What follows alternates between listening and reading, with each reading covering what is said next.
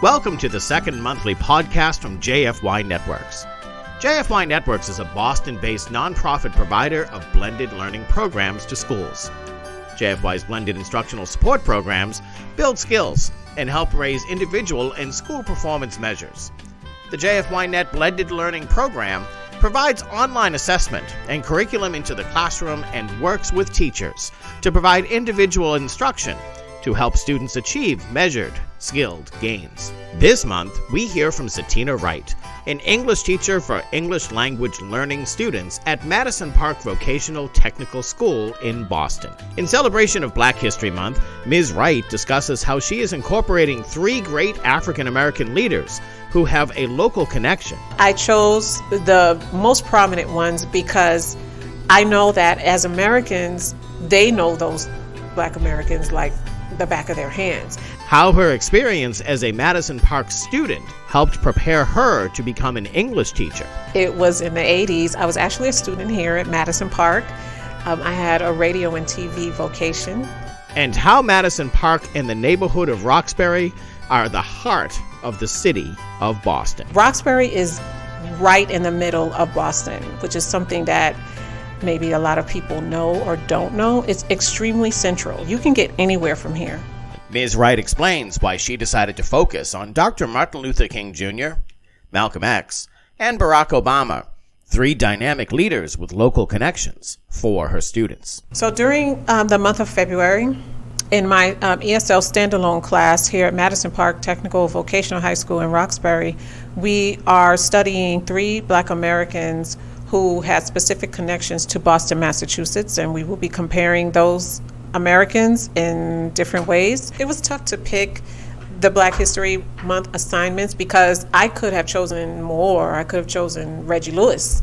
I could have chosen Deval Patrick. I could have chosen several other Black Americans with the connection here in Roxbury that is just local information. But I chose the most prominent ones because I know that as Americans, they know those Black Americans like the back of their hands. And I want my students to be able to stay on that same path and have that same background knowledge as the American students. So I started with the major names. But I could do that because they had no knowledge, or they had no knowledge of the local history.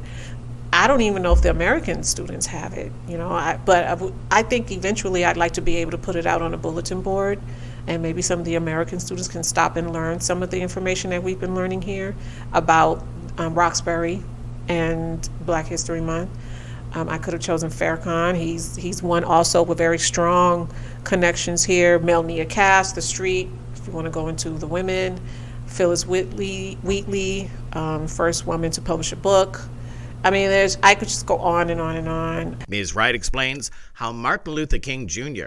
lived in the same neighborhood and walked the same streets as both she and her students do today. And the first American, the first Black American that we're focusing on is Dr. Martin Luther King Jr. and his time here and experiences here in Boston.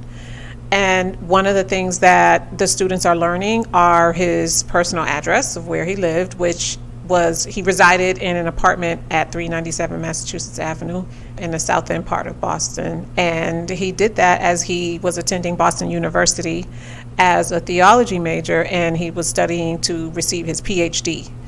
Also, he visited Roxbury in his time as well. Once he graduated, he visited Roxbury, he visited the State House because he wanted to speak against segregation, and he spoke against segregation in the Boston Public Schools, actually.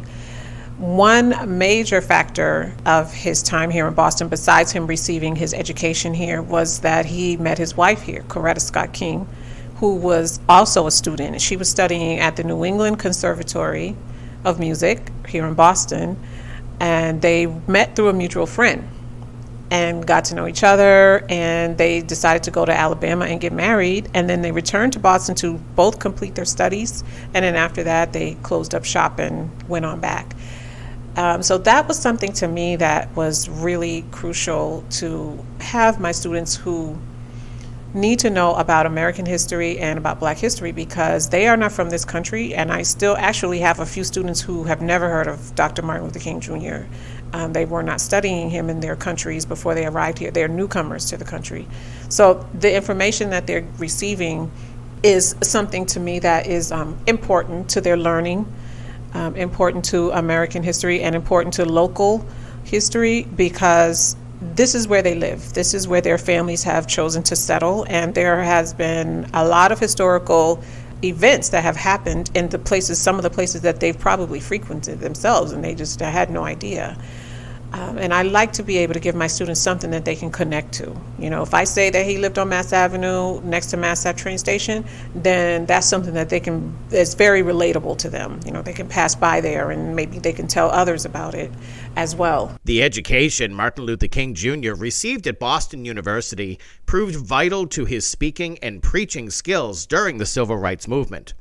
His connection to Boston University is very much apparent today. They have a really big, on Commonwealth Avenue, there's a really big podium of him with his photo of himself in his cap and gown. That's one of the first things that you can see out there before you even enter. I don't remember what building it's in, but I know that they have an entire room dedicated to his work, and the work includes his original writings. I think they are documents of his work there at BU, his schoolwork. I know that some of them are letters, and it's like a little mini museum in there. And you go in, and it has all his work in original handwriting, which I was explaining to the students that back then there were no smartphones, there were no laptops. You know, you had to do your work, you had to write it. There was a typewriter, but you know, he was completing all his assignments in handwriting. It's handwritten work. That's extremely authentic. That's not the computer, that's not a phone, that's not, you know, anything like an app. You know, these people were working for their degrees in that time period.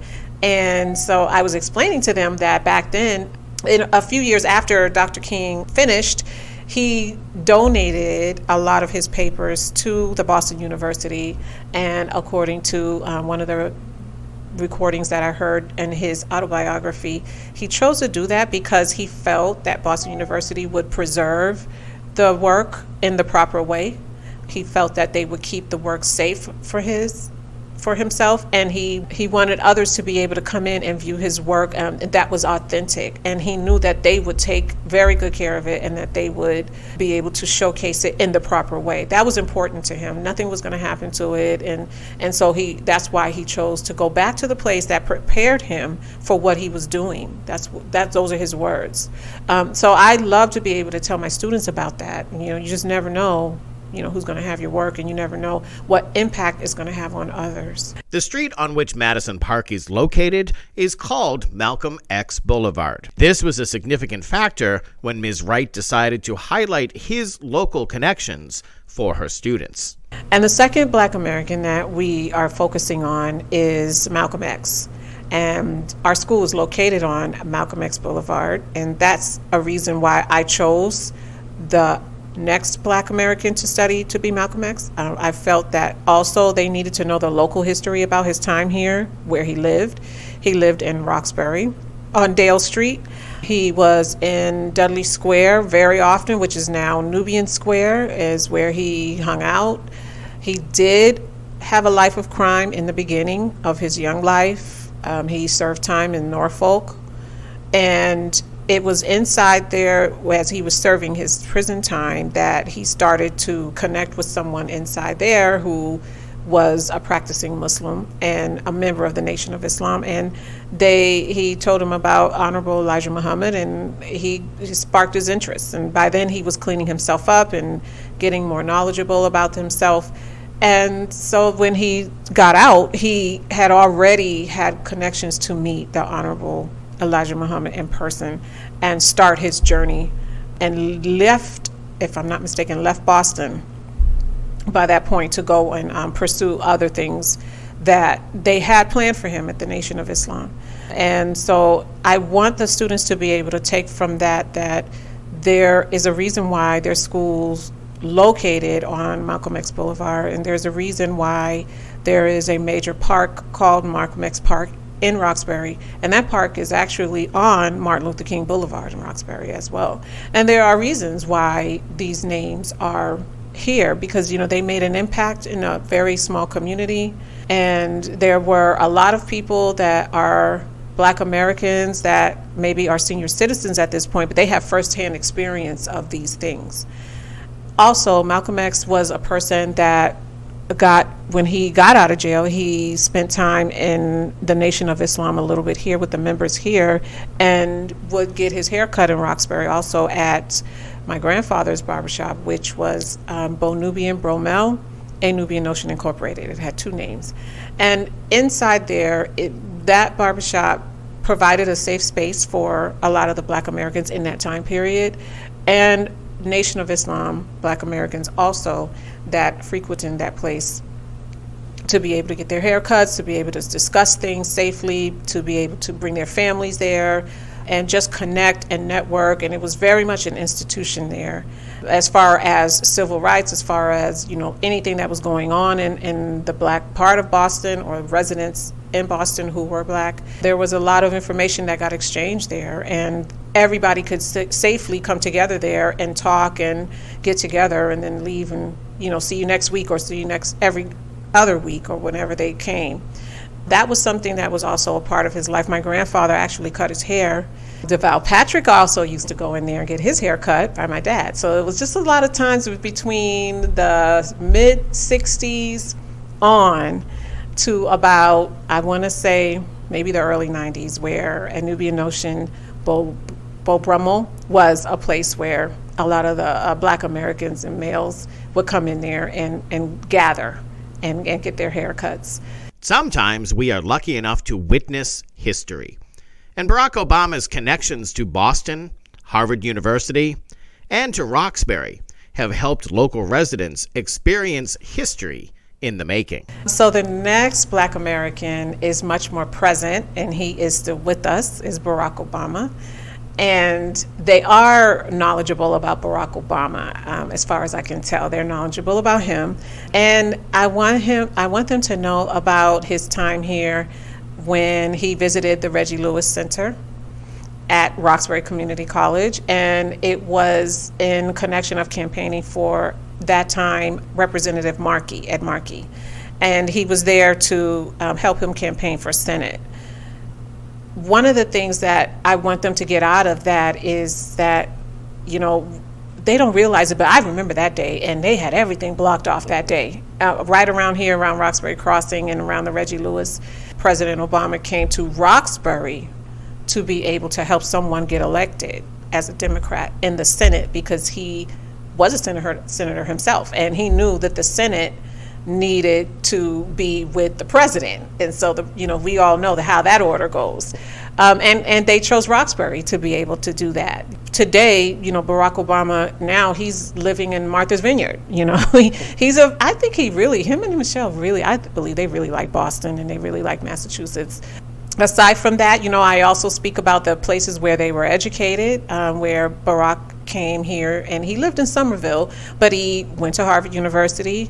His wife went to Harvard. His daughter's at Harvard. This year, witnessing history for her students was as simple as the name change of a local square, one which more directly reflects the history and the culture of the area. My family's business existed in Dudley Square, now called Nubian Square. We had another business that was located there, and it sat there for 54 years. And so in there, we also had a number of people who would come through there. And that place was not a barbershop. It was a gift shop and a convenience store. And on that corner, it's right on the corner of Dudley and Warren Street.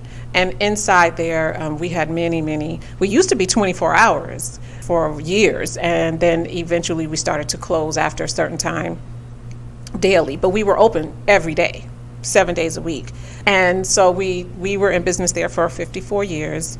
Over time, we closed our business there at that location, and an opportunity came up for a name change for the section of Roxbury that was called Dudley Square, and it was initiated by advocates of Roxbury to change that section of Dudley to Nubian Square, primarily because we know that the name Dudley was very much associated with slave trade here in Boston, and the Dudley name and the family name was just generational with that kind of transactions that was going on here in Boston at that time. And so when our family's business was no longer located there, one of the names that they felt that would be a better name to represent the type of Black Americans that have gone through there generationally and have businesses there was to change the name to Nubian Square, so that maybe 100 years from now, students or people would realize that there was an impact of people of African American descent who resided there, who had businesses there, who bought their families' items there, who shopped there. There was we existed there. So today, it's now officially been changed to Nubian Square. We voted on it, and the majority of the voters who exist here in Roxbury is what the city of Boston pays attention to, even though it was on the ballot for the whole city of Boston. The votes that came close or in Roxbury had a very high number of approval for the name change, which is why the name change succeeded. So that is also some new history that I haven't told my students about yet, but they will learn that one day. Well, Roxbury is the heart of the city of Boston. Madison Park has always stood as the heart of the Roxbury neighborhood.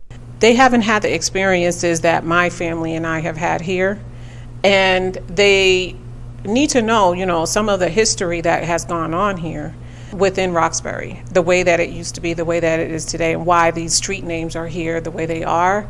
Also, Roxbury Community College, my father was part of the first class to graduate from there. It was not located over there where it is now, but he was in the first class and my uncle was in the second class. So all around, although I am academically preparing them to be able to succeed in their vocation and their professions and academically, I am building in a lot of the local history that I hope that they will remember. And you never know, they might end up being employed around Nubian Square in their time. They might work on some construction projects there, and it would just really help build their connections and their English to know all these small facts that I'm teaching them here in class. Roxbury is right in the middle of Boston, which is something that maybe a lot of people know or don't know. It's extremely central. You can get anywhere from here. Dudley is the most frequently used transportation in the entire MBTA. There are thousands and thousands of footsteps that pass through there, and that's the most frequently used T-stop, Dudley. No one would, really think of that, but people pass through. They're not getting off the buses, but they're passing through there to be able to go wherever they're going. And Ruggles is the most frequently used train station in the entire MBTA. Once again, Roxbury. So Roxbury is extremely central. You can get anywhere. It's very convenient, and it has such rich history. These are just some of the facts that I do tell my students also, that, look at where you are, look where you're being educated, look at the value in that. It was in the 80s. I was actually a student here at Madison Park. I had a radio and TV vocation. My vocational teacher was Mr. O'Brien. And I had the school at the time for Madison Park, our school was really, really massive. Our school started at the O'Brien. The O'Brien did not exist there. They were in another location. So I took all my classes over in what's now known the O'Brien side. That was Madison Park. And my vocation, I walked over here to this part of the building, what we call Building 2, for my vocation, and then I went back. And in the O'Brien, that section was all academic, and the red building was all bilingual, and Building 7 was all vocation. So that's the way that they had the sections divided. I had an excellent experience here. It prepared, being on radio and TV as a vocation, I had to have proper English. I had to have proper grammar. I had to use it. We would get on the intercom in the morning and we would report some of the news from the Boston Herald, but we would only pick the first paragraph. My teacher would give us the newspapers and he would have us highlight the first paragraph of a story. And that was all we were allowed to say, because we only had a few minutes in the morning. And if you were going to get on that microphone in that booth, you had to know how to read. You had to know how to speak articulately. You had to know how to use English. You had to have your strong English. And my favorite subject here was English. Actually, like aced all. I don't know how I didn't end up in an AP class. I think I got really nervous. My teachers were recommending me, and I was afraid. I remember that because I was like, oh, I don't know if that sounded so intimidating to me. But I had teachers that were saying to me, you know, what do you think about going to an AP English class? And so it really prepared me for my job that I have today. I had excellent English teachers, had no idea I was going to go into the field of education or in a field that was strongly related to English, but that was a talent that I had back then. And they nurtured that for me here. My English teachers here nurtured my talent for English. And now I'm teaching it as a language to those who need it, who have a very high need, which are the immigrants that we have here in Boston. We're very mixed here in Boston. We have a lot of different people from different countries. And I'm here to actually now, it feels great that I can tell my students that I was here and how English was important to me here, even as an American. And here I am giving it to you. And I'm happy to do that. And I graduated at the age of 17, actually. I entered at 13. I was always a year younger than my peers here at Madison. So I graduated and finished at 17 and stayed in Roxbury and started going to Northeastern. Ms. Wright considers herself extremely lucky to have attended Madison Park and owes much of her success later in life to the educational foundation established for her during high school. I found a lot of great success here. You know, being in a large environment, I was extremely introverted, but that was okay. I was fine here surviving. The crowds the size didn't bother me, but it did prepare me for what I do now. Here I am in front of, all these students, and, introverted me, bossing everybody around, telling them what to do, giving instruction, repeating myself, modeling the English that I need to be able to teach them when I'm speaking or when I'm writing. And I don't think I would have been as strong in my English if it had not been for my English teachers that I had on the high school level here at Madison. I might have been happy and good at it from grades 1 to 8, maybe. But it wasn't until I got here that it really started to grow higher. And I started to do assignments that were bigger. And I started to really have some strong teachers here in Madison. And it prepared me for my vocation. They went hand in hand. You cannot be in mass media and not have a strong grasp on the English language. It's not going to work unless that's just your angle. But in general, you need that when you're producing the writing in English or the speaking. You need to have that strong background in it. So definitely it was something that played a strong role in my life. My bachelor's degree is in a writing courses. I have a technical writing bachelor's degree, and that's an English background, and then my master's teach English as a second language. I just kept it going in English, but all started right here at Madison Park. Ms. Wright hopes her own personal achievements will inspire her students so they understand that they can accomplish whatever they set out to do and can become whatever they want to be. And I hope that they walk away with knowing that, if I work for something, I can achieve it. Other people before me did it, and they felt that they valued education to be able to get them where they wanted to go in life. Sometimes when you work with students from other countries, if they've had gaps in their education, the future after high school, they're not really considering what they're going to be doing when they get out of high school. They are very much living in today and just going to school every day and showing up. If you speak to them about, some of their futures after high school lets out, a lot of them really haven't considered it. A lot of them have not considered what they want to do. It's not that they don't want to do anything. They just really don't know about the opportunities that the country has, that Boston has for them to be able to jump into and pursue.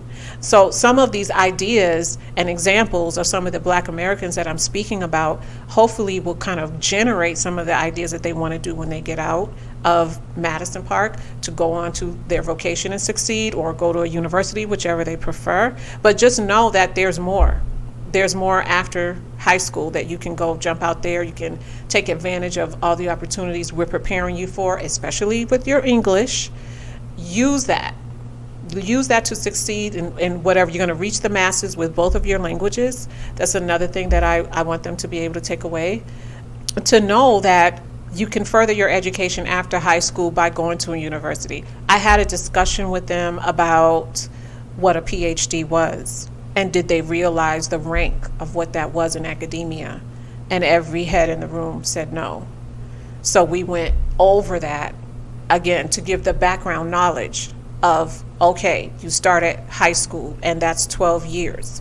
Then after that, if you want, you can pursue an associate's if you choose. After that, you go to a bachelor's, or some people go straight to a bachelor's degree. After that, if you choose, you go to a master's degree. And after that, you go to the PhD. And the PhD is the highest academic achievement one can go for. I spelled that out for them because I wanted them to see what Martin Luther King was going for. He chose that level. He could have stopped at his bachelor's in Atlanta and been like, okay, I'm going to go reach the masses now. He went all the way to it for theology because he wanted to be the expert. I believe he did. And he wanted to be able to reach the masses, and he knew what he was going to be set out to do, and he prepared himself here for that. That's a really big job that he had, and he used Boston and Boston University to be able to prepare himself to be able to reach the country, to win a Nobel Peace Prize, to have a street named after him, a school named after him, and all of these things that are going around the country in his name. And now Barack Obama is getting that. He's getting school names. He's getting roads named after him. Malcolm X, the same thing. He's getting streets names named after him. And so these are people that were, they were educated either in life or they were educated academically. And both of them, they did all of that here in Boston, which helped shape them. And so that's the main thing that I want them to walk away with, that they can get out there and they can start their goals, make the goals, and choose the paths that they want. They're in charge of that here, but there's so much opportunity here in this country, and there's a lot of opportunity in Roxbury and in Boston for that. For Ms. Wright, one of the best parts of teaching English to students from all different backgrounds and cultures is knowing the students in her classroom may be the next great leaders of the city, the state, or even the nation. I said, I want to see you all 10, 20 years from now and say, oh, I had him in my English class, and I remember. You never know who you're going to have in front of you. And they all had a public school education, just like you. They had an English class just like you. Nothing was given to them. Nothing. They didn't inherit anything. They didn't have, these parents who, gave them this money so that they didn't. No, they earned everything that they ever had. They earned these street names and dedications, and they earned their degrees. They earned positions in politics. They earned all that. That means they worked for it. So that's what I would love for them to be able to get out of this. I'm waiting for you all to finish so that I can see what you're going to be doing. You're going to be earning things for yourself. I'm going to be around here in Roxbury in the future, and I'd love to be able to see them to succeed in what it is they choose to do. We are greatly indebted to Settenah Wright for sharing with us the lessons she has been teaching during Black History Month at Madison Park Vocational Technical High School. We hope you've enjoyed this podcast from JFYNetWorks. If you have any questions or comments, please navigate to our website, www.jfynet.org. We also invite you to follow us on Facebook, Twitter, LinkedIn, and YouTube. Thank you for listening to this podcast. This has been a production of JFYNetWorks.